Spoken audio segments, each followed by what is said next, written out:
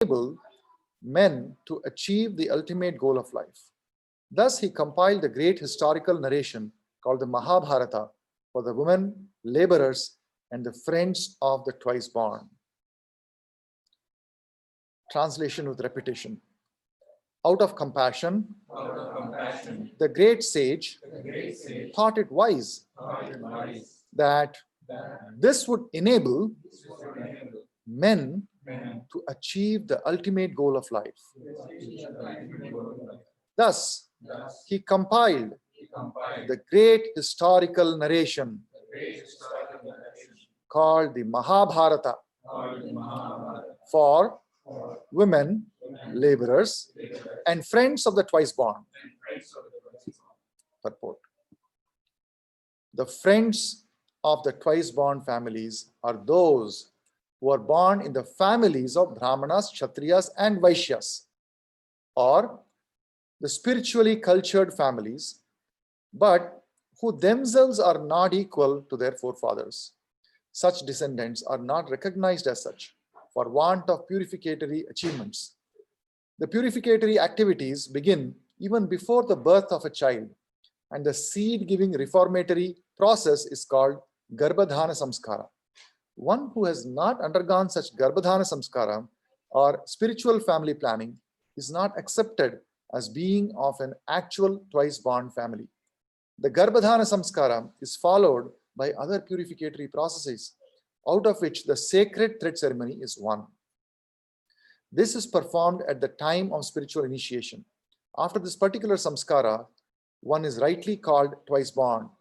One birth is calculated during the seed-giving samskara, and the second birth is calculated at the time of spiritual initiation. One who has been able to undergo such important samskaras can be called a bona fide twice born. If the father and the mother do not undertake the process of spiritual family planning and simply beget children out of passion only, the children are called Dvija Bandhus. These Dvija Bandhus are certainly not as intelligent as the children of the regular twice born families. The Dvija Bandhus are classified with the Shudras and the woman class, who are by nature less intelligent. The Shudras and the woman class do not have to undergo any samskara save and except the ceremony of marriage. The less intelligent classes of men, namely women, Shudras, and unqualified sons of higher castes, are devoid of necessary qualifications to understand the purpose of the transcendental Vedas. For them, the Mahabharata was prepared. The purpose of the Mahabharata is to administer the purpose of the Vedas, and therefore within this Mahabharata, the summary Veda of Bhagavad Gita is placed. The less intelligent are more interested in stories than in philosophy, and therefore the philosophy of the Vedas in the form of the Bhagavad Gita is spoken by the Lord Sri Krishna.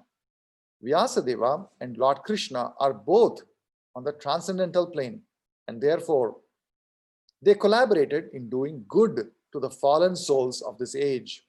The Bhagavad Gita is the essence of all Vedic literature, of all Vedic knowledge. The Bhagavad Gita is the essence of all Vedic knowledge. It is the first book of spiritual values, as the Upanishads are. The Vedanta philosophy is a subject matter for study by the spiritual graduates. Only the postgraduate spiritual student can enter into the spiritual or devotional service of the Lord. It is a great science, and the great professor is the Lord himself in the form of Lord Sri Chaitanya Mahaprabhu. And persons who are empowered by him can initiate others in the transcendental loving service of the Lord. Om Ajnanatimmirandhasya Jnananjana Shalakaya Chakshurunmilitam Yena Tasmai Shri Gurave Namaha.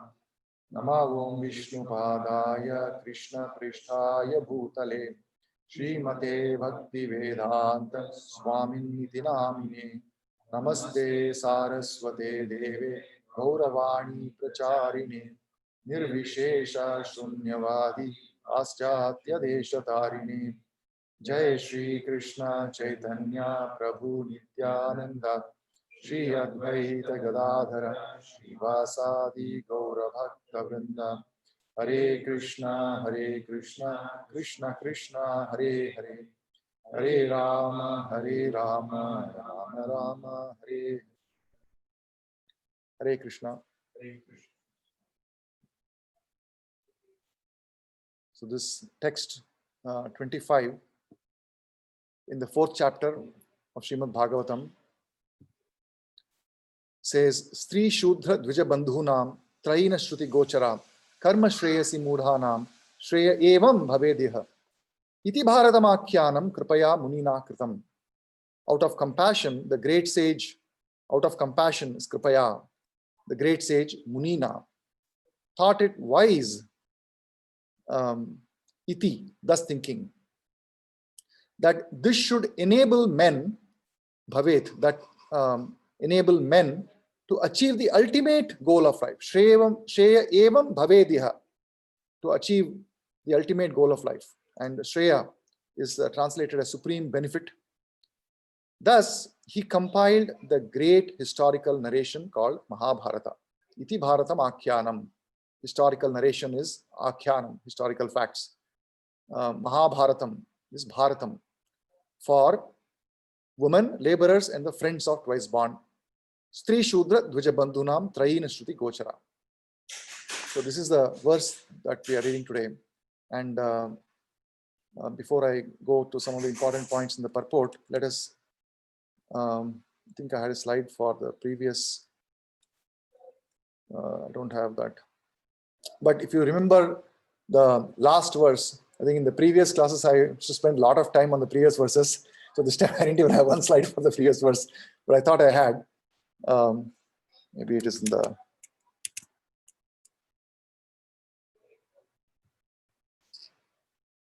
It is not being shared right now, but I'll just read it out.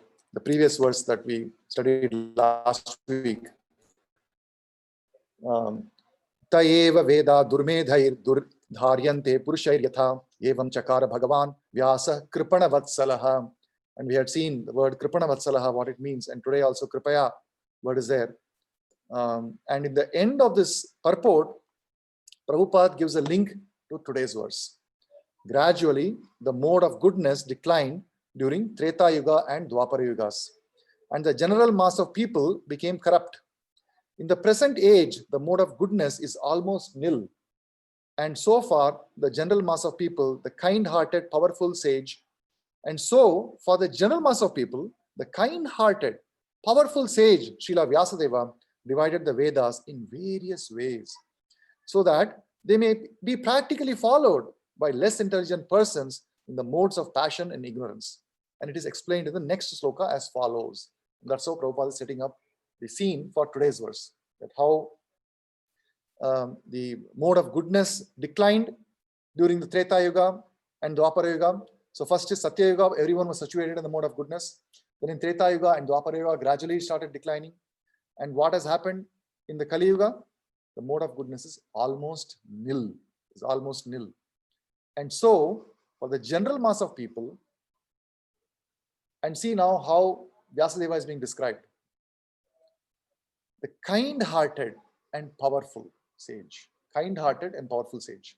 Srila Vyasadeva divided the Vedas in various ways so that they may be practically followed by less intelligent persons in the modes of passion and ignorance, which is all the population of Kali Yuga, men, women, everybody. This is explained in the next sloka as follows. And then today's sloka comes. So in today's sloka, if you just see some of the important points in the purport, Prabhupada is talking about spiritually cultured families. In fact, in some of the explanations or lectures about this verse, various devotees have even titled this entire verse as a verse talking about spiritually cultured families. So the friends of twice born families are those who are born in the families of Brahmanas, Kshatriyas, and Vaishyas, or the spiritually cultured families. They are called the Dvija Bandhu, not that they are called Brahmanas. If somebody has taken birth in the spiritually cultured family, The qualification is I have taken birth in such a family. So it does not mean that such person is a Brahmana or a Kshatriya or a Vaishya. Not even Vaishya. They are called Dvija Bandhus. Somebody may think, okay, I'm not maybe my parents are Brahmana, so maybe I can call myself a Vaishya. No, it is not.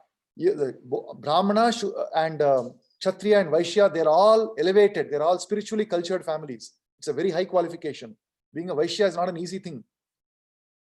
And we will see that more in detail. So spiritually cultured family is an important keyword that Prabhupada uses, but who themselves are not equal to their forefathers. Such descendants are not recognized as such for want of purificatory achievements. And then Prabhupada uses one keyword, samskara. And he uses this keyword many times in this purport. If I just counted, there's 3, 6, 7 times the word samskara itself is used. And then there is a phrase used, ceremony of marriage. This is also actually a samskara. So if you count that also, it is 8 times that Prabhupada is mentioning in one purport the word samskara. So let us look at these samskaras also. The purificatory activities begin even before the birth of a child. And the seed-giving reformatory process is called Garbhadhana Samskara. Garbhadhana Samskara. I think I said it as Garbhadhana. It's Garbhadhana. Garbhadhana Samskara. One who has not undergone such Garbhadhana Samskara or spiritual family planning, again, the word spiritual family planning is coming. It is spiritual family planning for this, not spiritually cultured family. That's the title used for this verse, spiritual family planning. Is not accepted as being of an actual twice-born family. The Garbhadhana Samskara is followed by other purificatory processes, out of which the sacred thread ceremony is one. So Prabhupada has mentioned 3 samskaras in this purport. What are the 3 samskaras? The first is Garbhadhana Samskara, before even birth, that is done by the parents. And the second one is the sacred thread ceremony, samskara. And the third samskara that he's mentioning is Vivaha Samskara, or the ceremony of marriage, which is the further down in the purport. So this thread ceremony, this is performed at the time of spiritual initiation. So the spiritual initiation is one of the very important samskaras for every person. So if a person claims to even belong to one of the spiritually cultured families, or wants to claim the status of Brahmana, Shudra or Vaishya, any one of these 3, then they must have gone through these samskaras. Minimum samskaras Prabhupada is mentioning. What are the minimum? Garbhadhana Samskara is the number 1. If that is not done, you are not one of the 3. If thread ceremony or spiritual initiation by the spiritual master, if that is not done, you are not one of the 3. And Vivaha Samskara, if not done, not one of the 3. So these are 3 minimum. Actually, there are more, as Prabhu has mentioned before in class. There are 10 samskaras. And so these days, in the age of Kali, these samskaras are not happening at all, which is why the general population in the age of Kali, there is no Sattva Guna that is present. These samskaras are purificatory processes. We will see that. So one birth, after this particular samskara, the thread ceremony, after this particular samskara, one is rightly called twice born. So what is this twice born means? Dvija. Dvija means twice born. Ja means birth. Dvija means twice born. So what are these 2 births? Prabhupada says 2 births. One birth is calculated during seed giving samskara. It is not actual birth. It is not that when you are born, that is the first birth. Dvija, sometimes we think, in fact, I used to also think that Dvija means once you are born, the second birth is when spiritual master initiates, or second birth. But actually, the first birth is counted from the seed giving ceremony or Garbhadhana Samskara.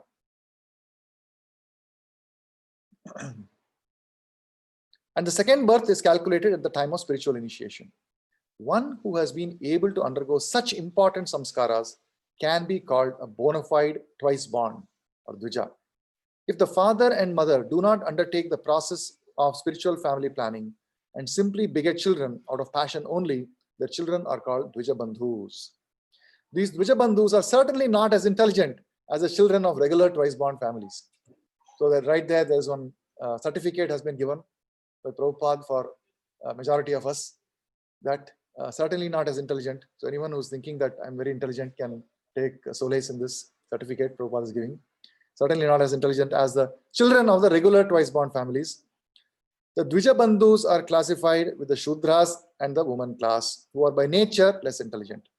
The Shudras and woman class do not have to undergo any samskara save and except the ceremony of marriage.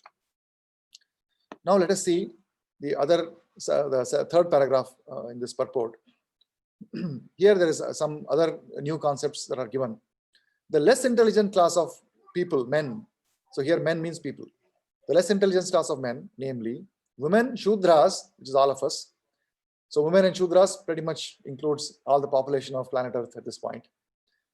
And the unqualified sons of the higher caste. Actually, Shudras also is not an easy qualification. It's not an easy qualification. You may think that, okay, Shudras, all of us, actually it is not so. The majority of the population today belongs to even lower status than Shudra status, which is Mlecha and Yavanas and several other lower classes of our consciousness that are possible. Even a Shudra consciousness is actually a high consciousness, which many of us do not qualify even for that.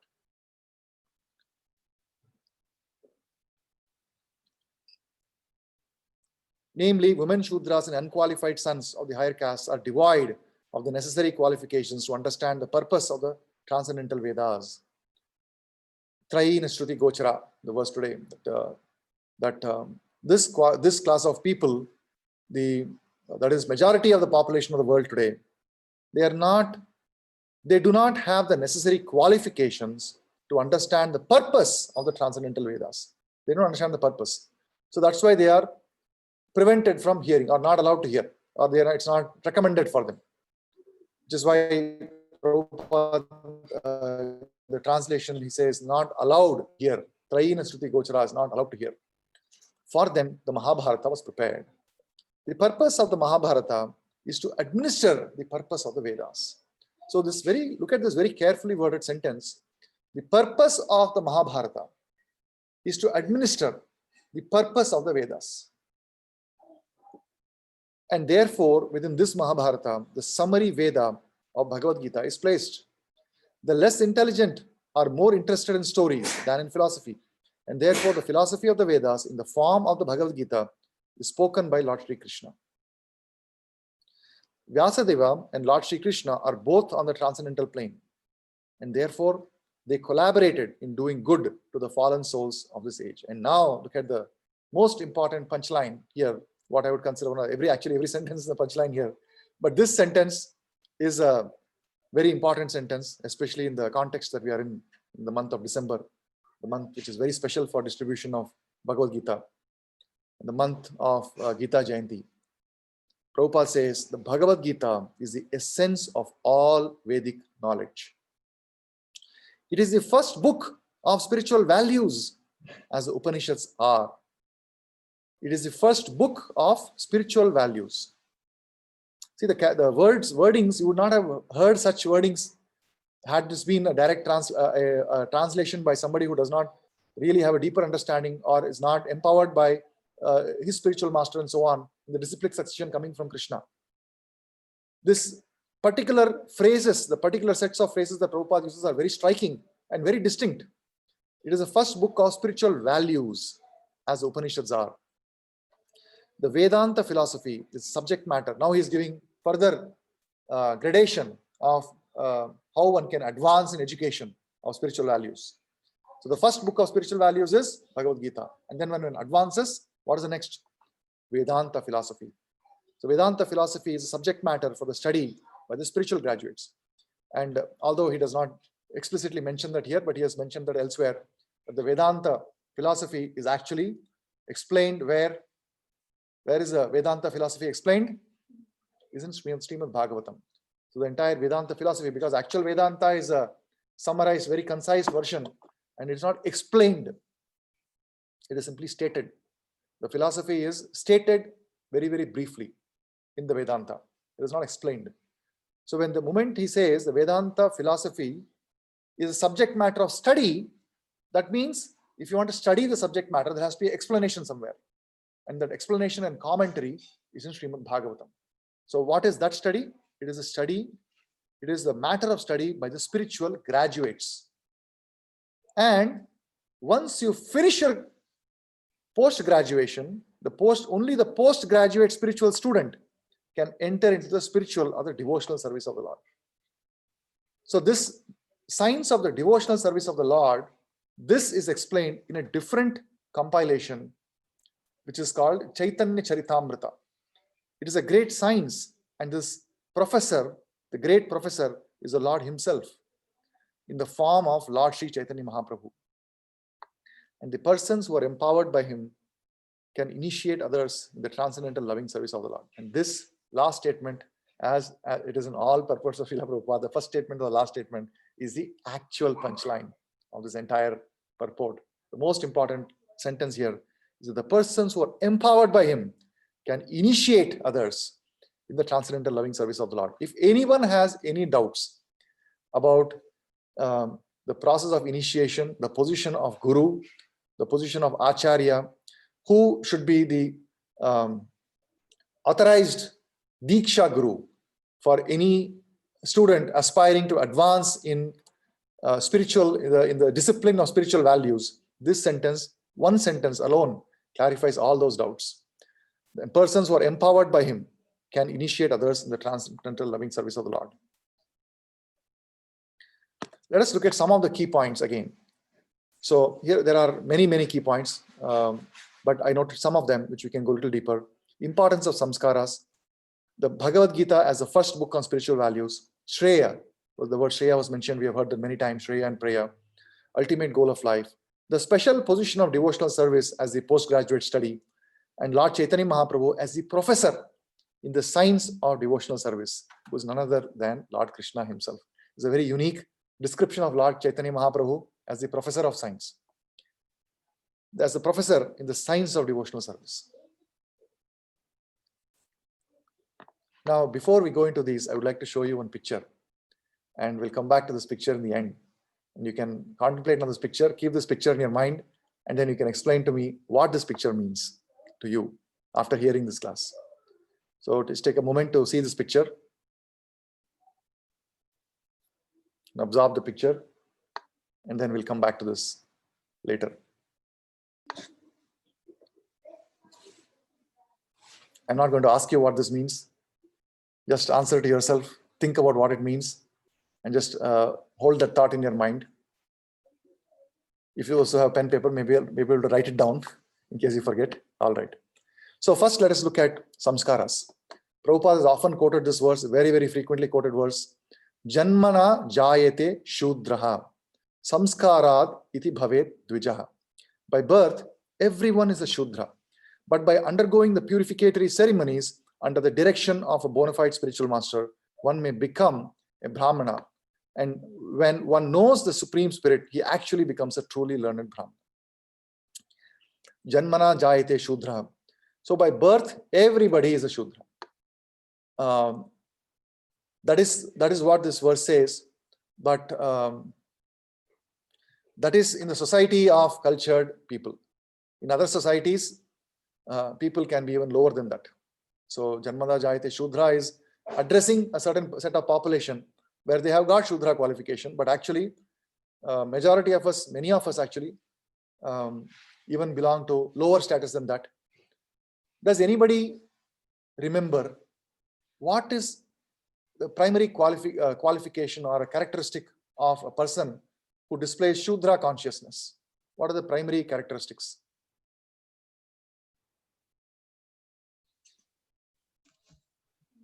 They are always in mode of ignorance. Always in the mode of ignorance. How is that displayed? Like if you, what is the primary visible characteristic? It is already there in this verse that is given. The clue is given to that. The most visible characteristic of somebody who is a Shudra. less intelligent. That is it most if I look at mirror, I look very intelligent to myself. Not very visible, actually. I look at every day in the mirror. Hey, what an intelligent man! So proud of you.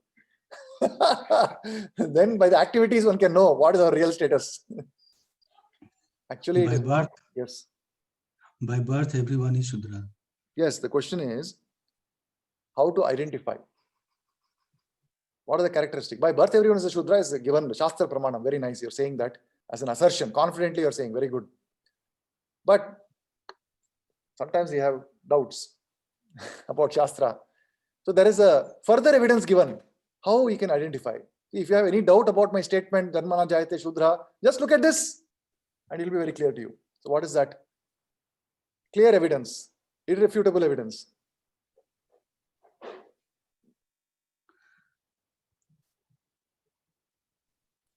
The clue is in today's verse. Let's look at the purport again.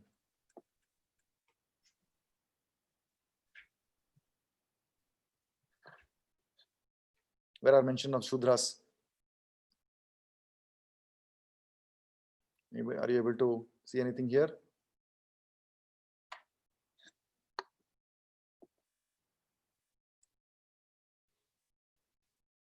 More interest in stories and philosophy and therefore philosophy of Veda.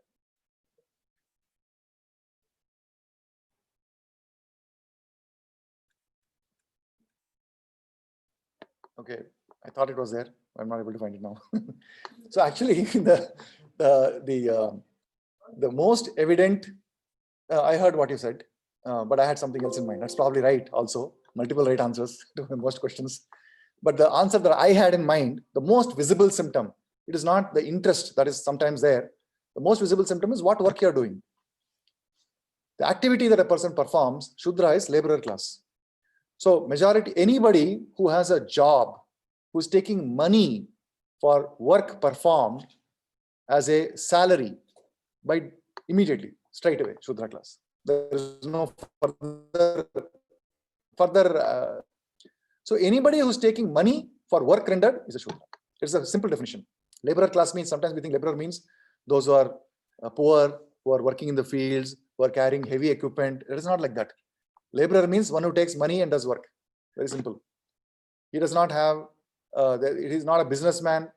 He is not a fighter, warrior, not like that. Simply you take money and do work means laborer class Shudra. That is only the first qualification. There are other qualifications also. A Shudra is somebody who does work for others and is satisfied with that. That is also there. He is very satisfied in doing work for other people. By nature, he wants to serve other people.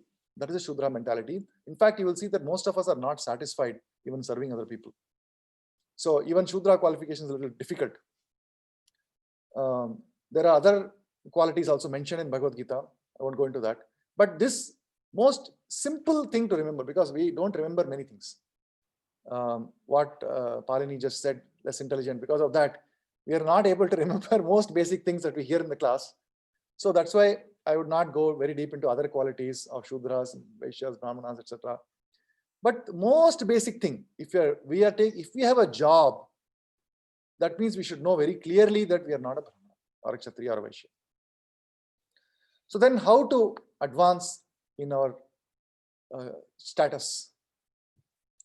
So first qualification is samskarat bhavet dvijaha.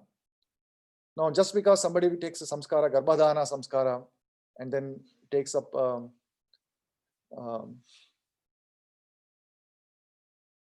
initiation, upakarma, or vivaha samskara, then does it mean that he is a Brahmana or a Dvija, Kshatriya or Vaishya? No. He should not also have those other qualities. You may take samskara, may be given, but if you take up the activity of a Shudra, you become a Shudra. What does Krishna say in Bhagavad Gita about how the four orders, classification of society are created? By what mechanism? Chaturvarnyam maya srishtam guna karma vibhagashaha. So karma, it is by karma or activity. So guna is there, nature, but there is also activity. So one may, if one has a certain nature, but then he is not following that nature, maybe under peer pressure or family pressure or other things, or just by the force of time, he is taking up activity of a certain other category, then automatically he belongs to the other category. So that is the categorization of the person. No matter which category we belong, does it mean that we are doomed, that we have no way to advance? That is not the case. That is why in today's verse, it is said that no matter who you are, particularly knowing our position, Srila Vyasadeva, in collaboration with Lord Sri Krishna, has, out of unlimited mercy, created a mechanism for all of us to benefit.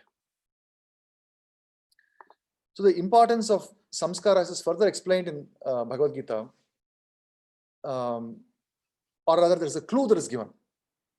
Arjuna says, Param Brahma Param Dhama Pavitram Paramam Bhavan Purusham Shashwatam Divyam Adidevam Ajam Vibhum Ahustvam Risheha Sarve Devarshid Narda Satha Ashito Devalo Vyasa Swayam Cheva Pravishine.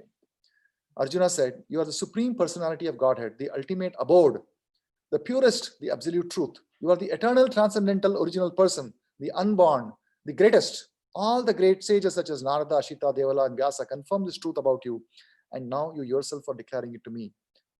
So here, Arjuna is describing the supreme personality of Godhead, Sri Krishna, as the ultimate abode, the purest, Pavitram. So Pavitram, Lord Sri Krishna is Pavitram. If we have to approach Krishna, if we have to touch Krishna, we also must be Pavitram.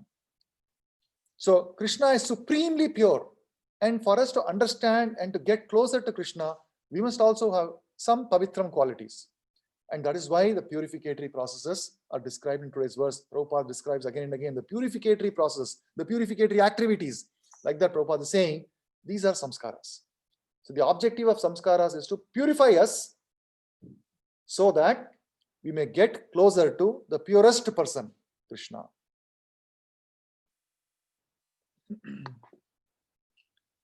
Now, the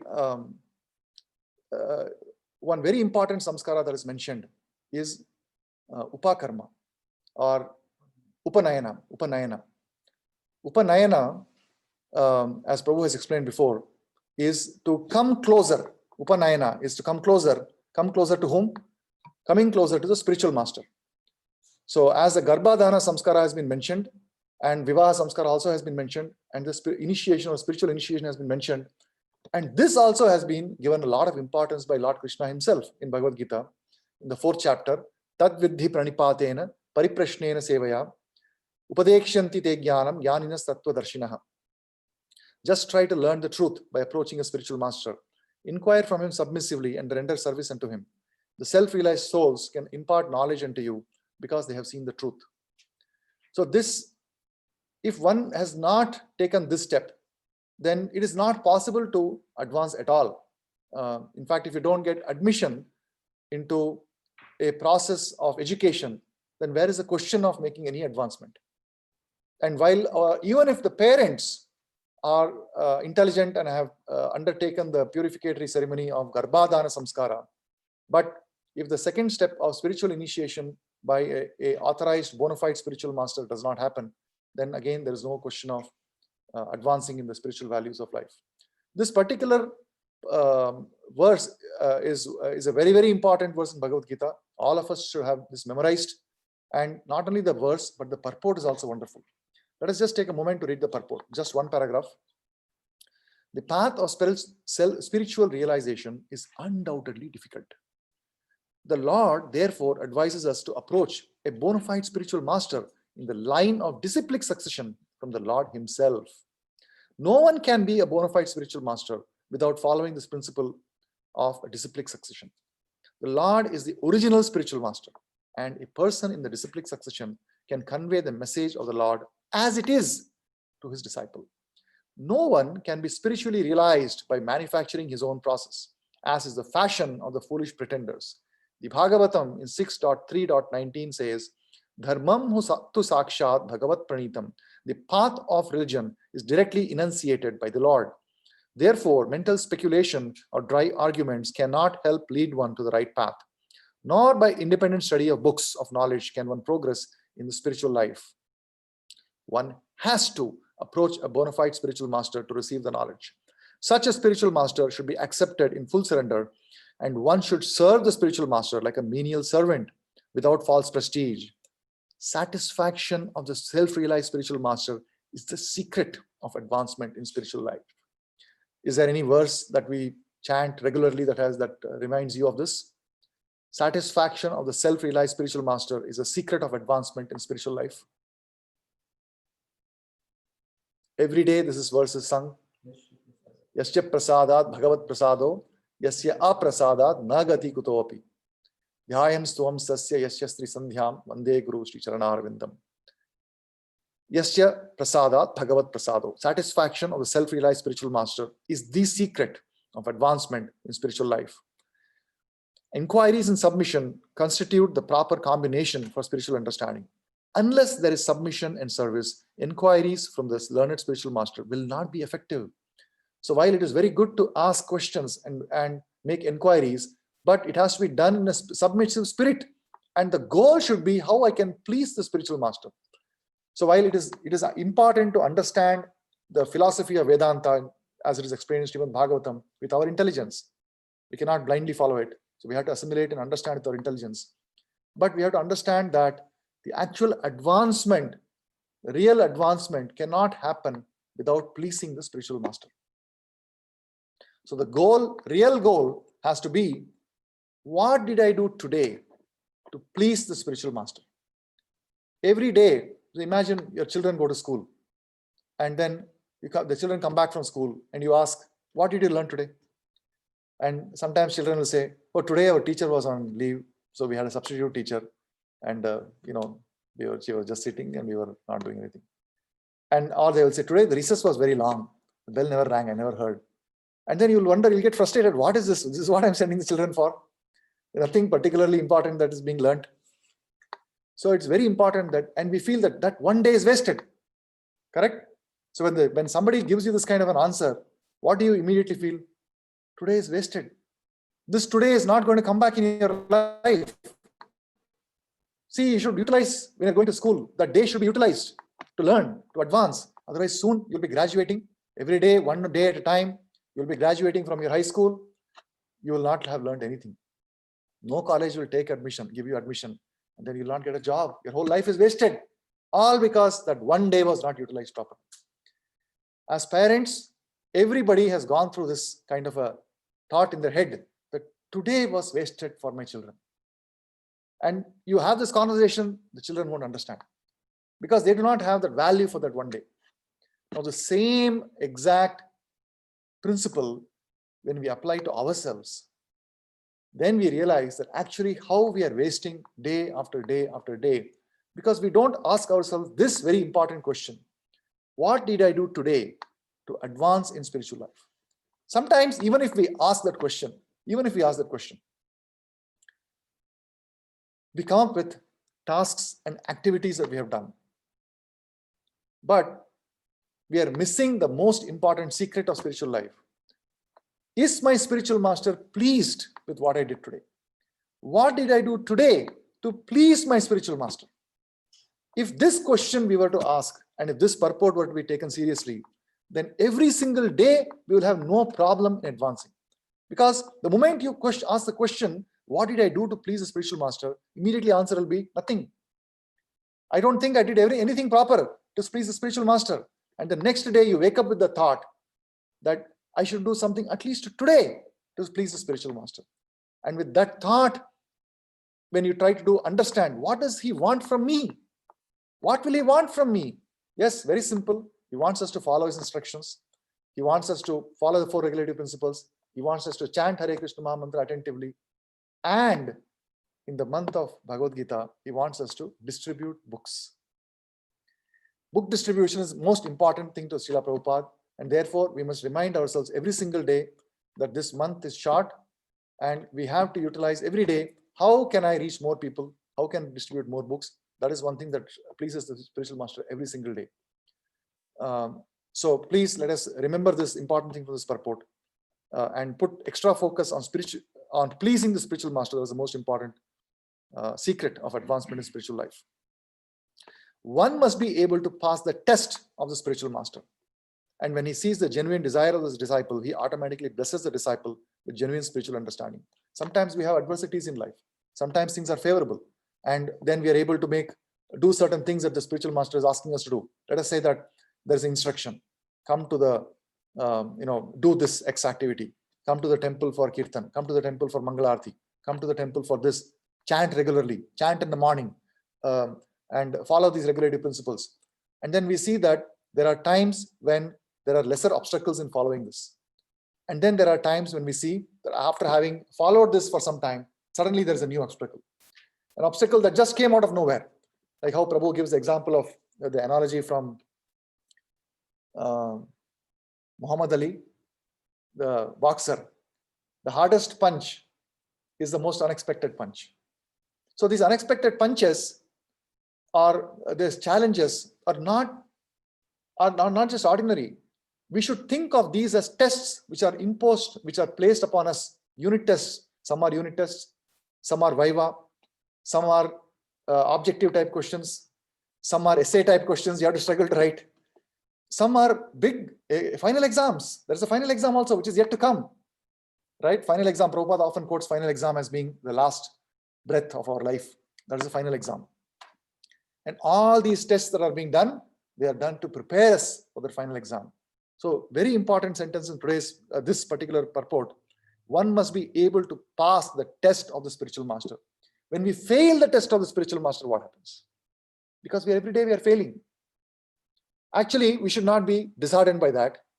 These failures are given in a gradually ascending process of gradually increasing difficulty of the test to make us designed to fail, so that we understand where our shortcomings are and we improve.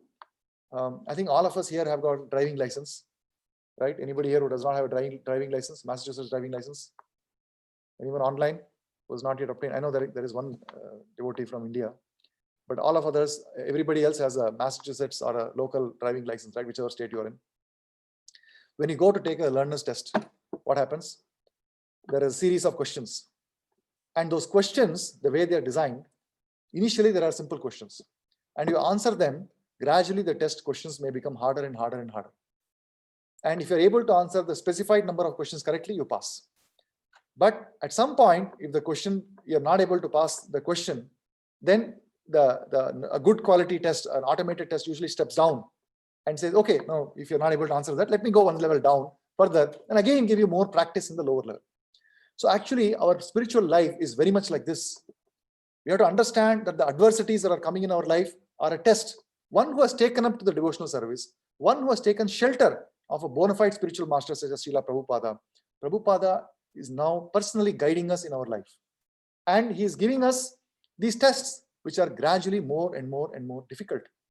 And we should take them seriously with the intent of pleasing the spiritual master. And when we fail, Prabhupada will make it easier. He'll go one step back, allow us more practice in the lower level, and then again the same test will come.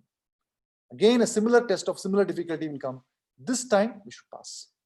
So the goal, we should not become disheartened that, oh, I failed, my life is lost.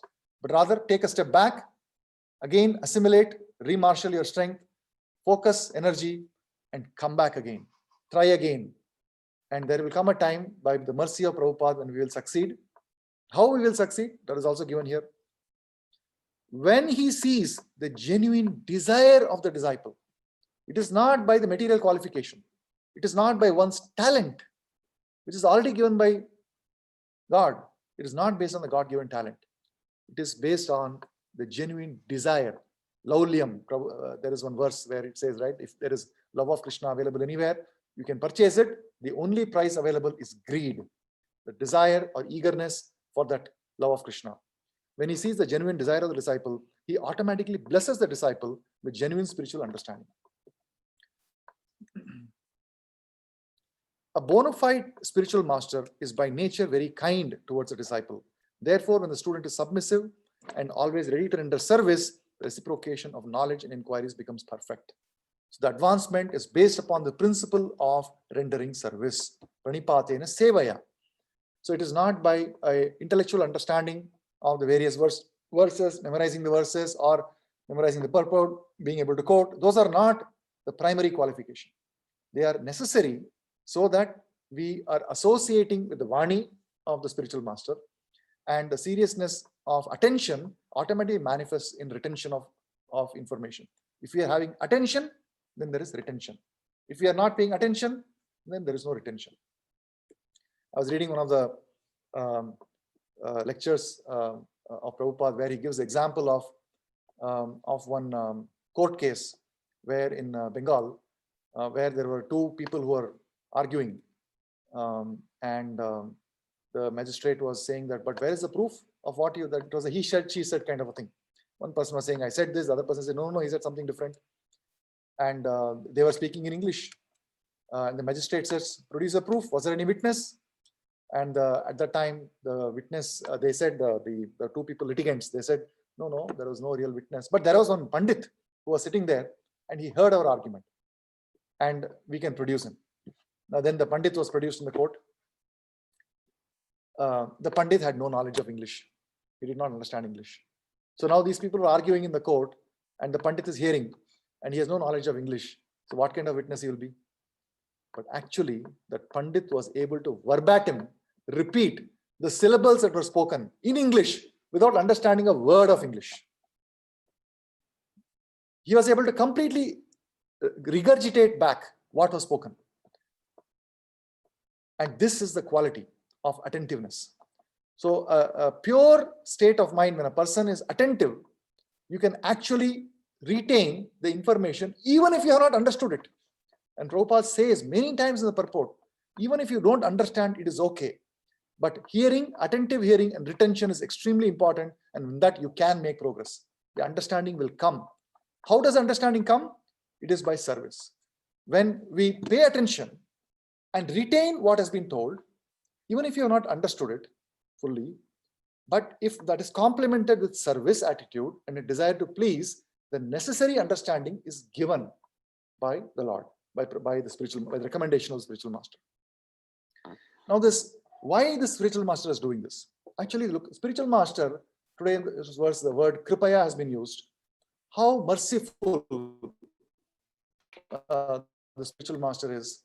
Also heard, we sing today in the Guru Vandana, we sing this line, Shri Guru Karuna Sindhu. Shri Guru Karu, what is the exact word? Sorry. Adhama Janara Bandhu.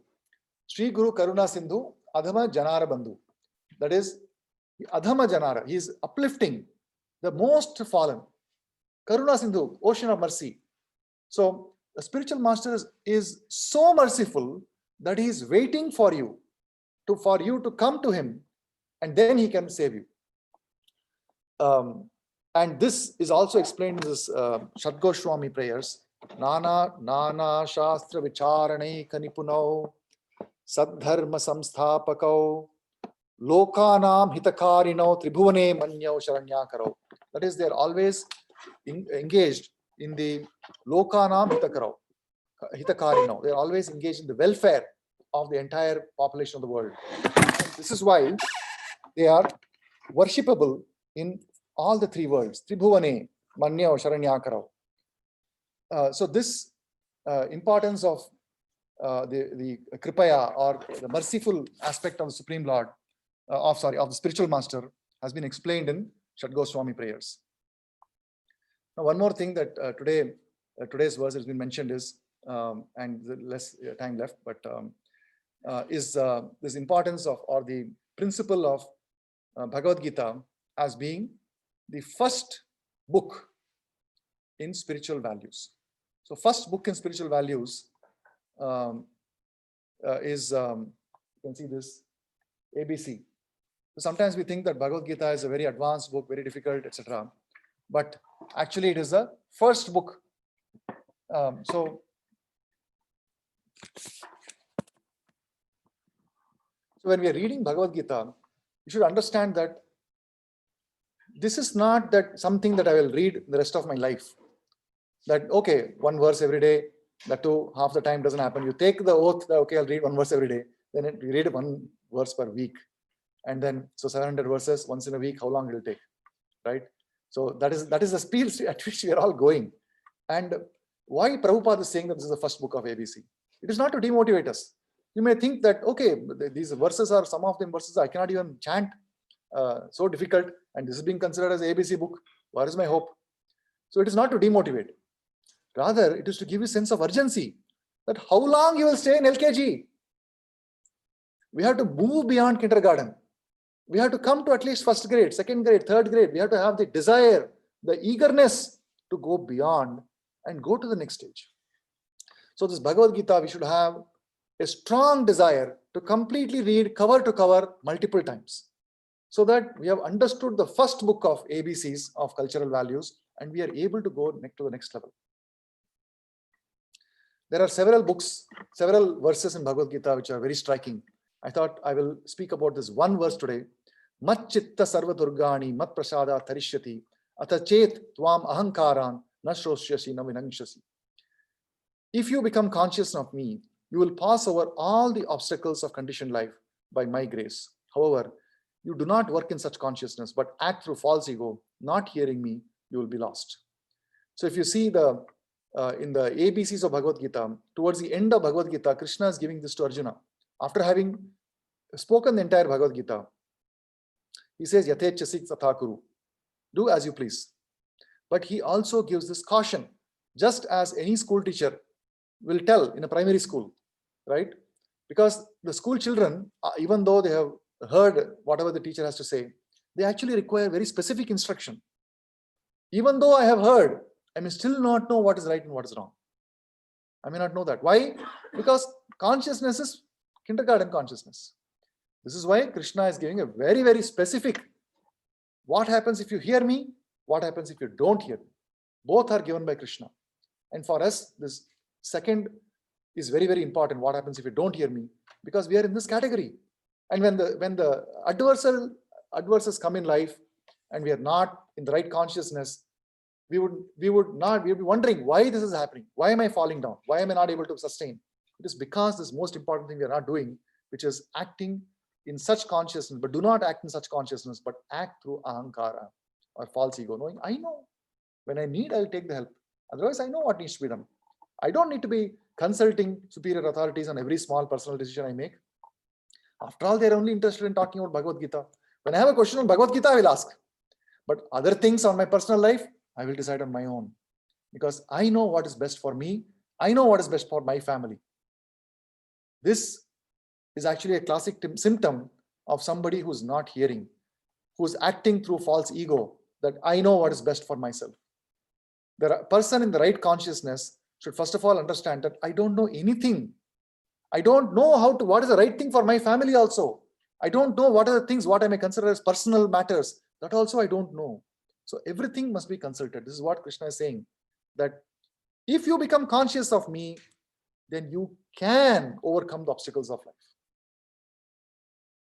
You can overcome. Every obstacle can be overcome. But if you think that you can be on your own, then you will be completely lost. I'll skip through the purport, but the last line I'll read. No conditioned soul actually knows what is to be done and what is not to be done. But a person who acts in Krishna consciousness is free to act, because everything is prompted by Krishna from within and confirmed by spiritual master. Sometimes we think that, oh, the Lord is guiding me as Paramatma. Paramatma is guiding, therefore let me do this. This is actually a great misunderstanding, or it can be a very misleading conclusion that Paramatma is guiding, because that's why Prabhupada is giving caution. Actually, we may be in the control of our mind. We may be under the control of Maya, thinking that Paramatma is guiding. So what is the test? Whatever you conclude, that has to be confirmed by the spiritual master. If what Krishna is guiding is confirmed by the spiritual master, then you can know that yes, that means I'm acting in Krishna consciousness. Now how do we do this? So in our daily life, if we are approaching higher authorities who are dedicated their lives for spreading the holy name of the Lord, those persons who have already dedicated their lives in such a manner, they are in a position to guide us.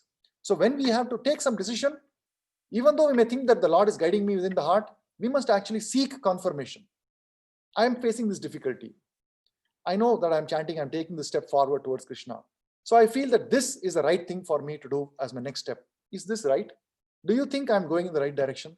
Should I change my course in some way? This confirmation must be sought. So now there is we are out of time, but I would just say that the Bhagavad Gita ABCD that is being talked about here, the importance of Bhagavad Gita as a essence of Vedic knowledge has been also given, and I would just like to give some of these translations of glories of Bhagavad Gita. I actually missed yesterday's class, but was some of these discussed yesterday, Gita Mahatmya. No. So Prabhupada, no discussion of Bhagavad Gita can be complete without reference to the introduction to Bhagavad Gita, which is the most powerful and important piece of literature in this planet Earth for any one of us. Most important literature is the introduction to Bhagavad Gita, because it is by reading the introduction to Bhagavad Gita that one can get appreciation to read Bhagavad Gita, which is an ABCD book. So ABCD book itself, we don't have taste. So where is the question of advancing? And so the motivation to read this ABCD book is actually there in the Bhagavad Gita introduction. And the conclusion of that introduction is given like this by Srila Prabhupada. One who, with a regulated mind, recites with devotion this Bhagavad Gita scripture, which is the bestower of all virtue, will attain a holy abode such as Vaikuntha, the residence of Lord Vishnu, which is always free from the mundane qualities based on fear and lamentation. If one reads Bhagavad Gita very sincerely and with all seriousness, then by the grace of the Lord, the reactions of his past misdeeds will not act upon him. Simply by reading Bhagavad Gita with seriousness and sincerity. Just let's look at the power of Bhagavad Gita. One may cleanse himself daily by taking a bath in water. But if one takes a bath even once in the sacred Ganges of water of Bhagavad Gita, for him, the dirt of material life is altogether vanquished. Because Bhagavad Gita is spoken by the Supreme Personality of Godhead, one need not read any other Vedic literature. One need only attentively and regularly hear and read Bhagavad Gita. In the present age, people are so absorbed in the mundane activities that it is not possible for them to read all the Vedic literature. But this is not necessary. This one book, Bhagavad Gita, will suffice because it is the essence of all Vedic literatures, and especially because it is spoken by the Supreme Personality of Godhead. By drinking the Ganges waters of the Gita, the divine quintessence of Mahabharata, emanating from the holy lotus mouth of Lord Vishnu, one will never take rebirth in the material world again. In other words, by devotionally reciting the Gita, the cycle of birth and death is terminated. All the Upanishads are like a cow, and the milker of the cow is Lord Sri Krishna, the son of Nanda. Arjuna is the calf, and the beautiful nectar of Gita is the milk, and the fortunate devotees of fine theistic intellect are the drinkers and the enjoyers of that milk. And the last verse in Gita Mahatmyam, the 7th verse. In this present day, people are very much eager to have one scripture, one God, one religion, and one occupation. Therefore, Ekam Shastram Devaki Putra Gitam, let there be one scripture only, one common scripture of the whole world, Bhagavad Gita. Eko Devo Devaki Putra Eva, let there be one God for the whole world, Sri Krishna. Eko Mantras Tasya Namani, one hymn, one mantra, one prayer, the chanting of his name. Hare Krishna, Krishna Krishna, Hare Hare, Hare Ram, Ram Ram, Hare Hare. Karmapi Ekam Tasya Devasya Seva, and let there be one work only, the service of the Supreme Personality of Godhead. Now let me skip past to this image, and would you like to give your thoughts on what does this image mean? Anybody online?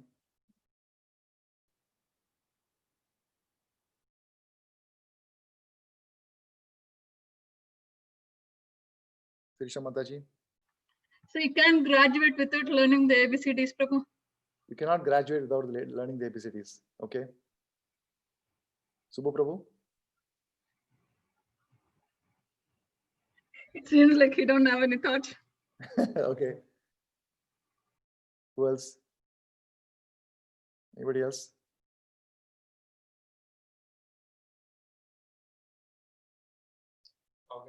Organization like a school is required to get knowledge.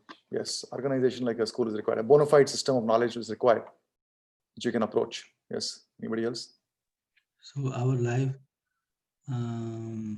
like we have to start our study from the school only. Mm. So this is just like the primary school. So gradually we have to go through. Yes, yes, Gyan Prabhu. Yeah, so it's like a primary school, elementary school, the same way going to attend the class. Yes. Bhagavad Gita, like Mm. we have to go to the school every day, go to the next level. Yes, we have to go to the school to go to the next level. Yes, this is my intent. So my intent behind this showing this picture was, let us take admission in the school. Let us at least get admitted to the school. What is the process of taking admission? The process of taking admission is tad vidhi pranipatena pariprashnena sevaya. One has to take initiation from spiritual master. One has to approach a spiritual master. One has to render service to the spiritual master. This is the process of getting admitted into the school. This process of Diksha, as Prabhupada says in today's purport, the last line, that one who's empowered by him only can initiate a person in spiritual realization. One has to aspire to get admitted to the school. Getting admission to the school means aspiring to take Diksha. That is the starting of spiritual life. So that's why we have this program of Ashraya, Srila Prabhupada Ashraya program. We had started that last year. And many of you have taken a certain oath that you'll chant a certain fixed number of rounds. I'm hoping that you're all, whoever has taken that oath has remained fixed in that level. And the expectation is that you should be asking, how do I progress to the next level? Okay, I have taken the oath of chanting for 4 rounds. How can I go to 8 rounds? I have taken the oath of chanting 8 rounds. How can I go to 16 rounds? What are my next steps? So these things should be asked. These are the, like at home, sometimes parents have to teach the students some basic things before they can even be admitted to a school. We are in that stage now. We're not even taking admission in the school. Taking admission in school means taking Diksha from Srila Prabhupada. That's when your true study really begins. So with this thought, I will stop today. Any questions?